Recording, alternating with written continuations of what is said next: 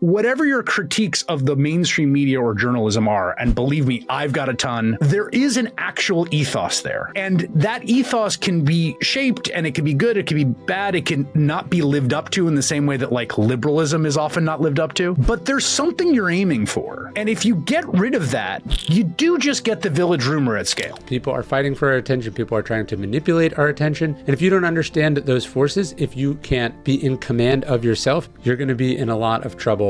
My guest today is no stranger to how the media system works. Chris Hayes is the Emmy award-winning host of All In with Chris Hayes on MSNBC. People might say stuff that isn't true, not because they're lying, but because they're not professionals. Now, when you take that same conversation and you broadcast it to 40 million people or however many, all of a sudden you've got like a problem. You're buying the newspaper on the way to work and you're listening to competing newsboys shout the headlines. That is exactly the same dynamic as you pull up Google News and there's 50 links. Which one are you going to click? And you pull up your Twitter feed or your TikTok and which one are you going to stop on? It's the same thing. It was total AI fabrication, but it looked unnervingly like a real story. And I just thought, well, I see this for what it is. But like, who made this and why? And where is this going to go? I was looking into a very dark future. Ultimately, the common variable in every one of these problems has been human beings and our endless desire to be stimulated, to hear what we want to hear, to be distracted. And so ultimately, you have to win that battle yourself. If you're skewering people's performative virtue in the absence of real virtue, that's one thing. But throwing the whole notion of virtue out instead to embrace vice and essentially vice signaling, this to me is really shocking.